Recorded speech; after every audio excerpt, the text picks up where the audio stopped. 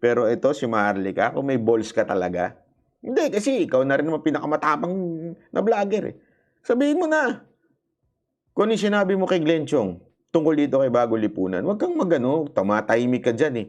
Etong si Bago Lipunan, alam mo Maharlika, makinig ka sa akin Maharlika, hindi man ako pabor sa lahat na sinasabi mo, dahil tinawag mo kaming kung ano-ano nun. Pero bilib ako sa tapang mo.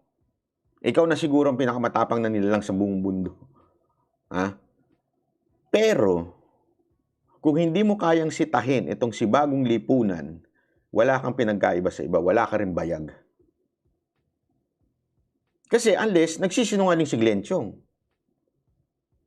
It's time for you to speak up. At patigilin ito. Bakit? Bakit kanyo?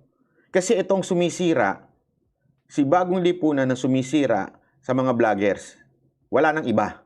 Etong sumisira. The unity of these vloggers. Hindi man tayo magkakasundo. We are in one direction. We do not hate each other.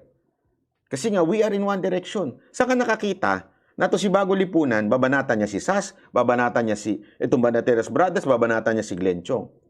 So, isa lang ibig sabihin yan. Talagang wala sa hulog yung mama na yan. Yung mama na yan, yan talaga ang Trojan horse dito sa pinaglalaban natin na sama-sama tayo. Ipakita mo ang tapang mo by denouncing itong mamang to. Then, mabibilib talaga ako sa'yo. Ibig sabihin, talaga may bayag ka. Pero kung tatahimik ka lang dito sa issue na to, nilabanan mo lang si Marcos, hindi mo nilabanan yung sumisira sa mga vloggers. Yan yung sumisira sa mga vloggers eh. Yung mama na yan. Magsalita ka. Kung hindi ka na magsalita, wala ka rin pinagkaiba sa kanya. Yun lang sa akin. Ay nako. Kaya nga, eto. Para sa mga kababayan natin, anong gagawin natin?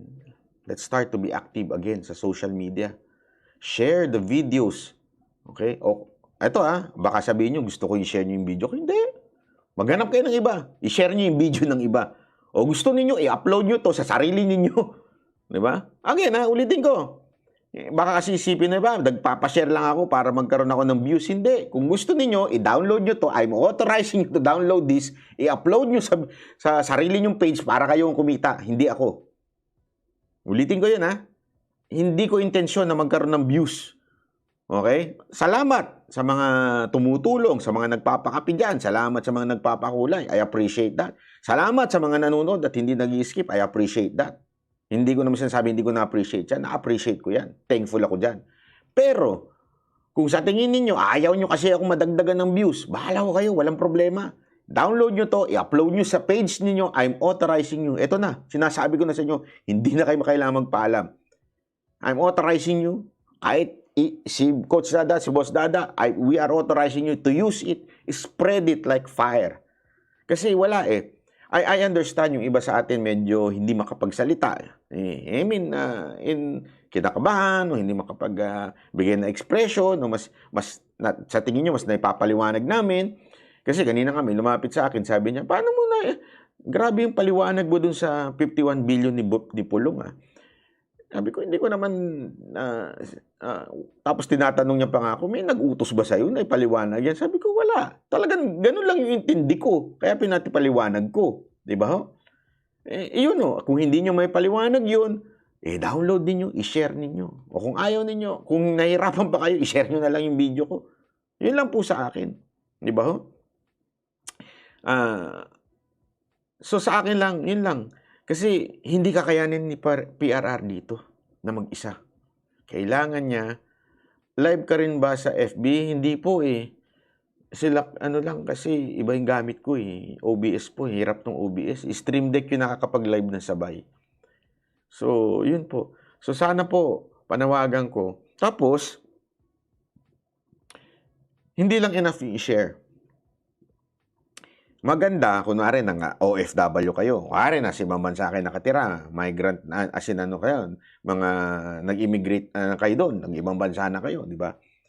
i-share nyo, itag nyo yung mga kamag-anak nyo, itag nyo yung mga friends nyo, as in tag, yung lumalabas yung, importante yun eh.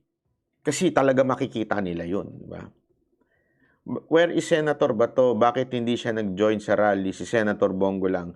Si Senator... Hindi, alam nyo, may kanya-kanyang reason po yan. Huwag naman ho natin husgahan kagad sila. Alam naman po natin, Duterte po yan. Wag natin silang awayin. It's not the time para awayin sila. Kakampi po natin yan. Senator Bato, Robin, kakampi po natin yan. Kaya lang kasi, gulatan factor to. This is not planned. Maniwala kayo, hindi ho planado yung sasabihin ni PRRD. Si PRRD kasi, very independent person yan. Hindi yan yung nagtatanong, o ano, pag-usapan natin, ito, gagawin ko ito. Hindi ganun. Yung kanina, it was just somehow, a little privilege lang ho na nangyari na kinausap niya ho kami.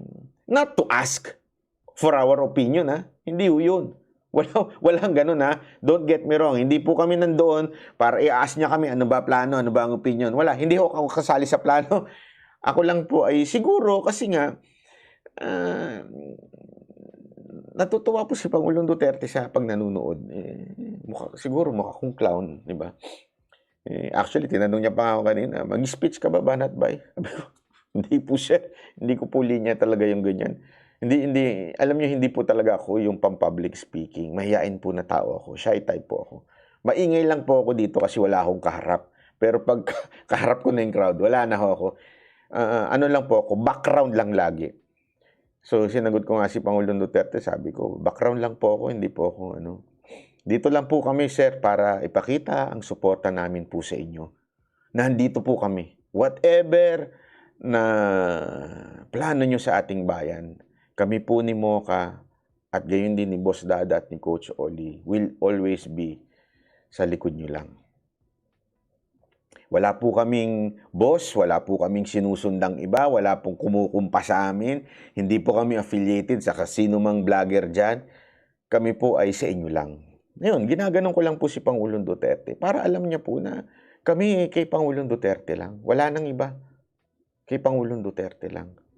Awkward ka nga sa stage, sabi, ay oo, hindi po ako marunong. Hindi po talaga, ano lang po ako, very, hindi, I don't consider myself as a public speaker, a politician, or whatsoever.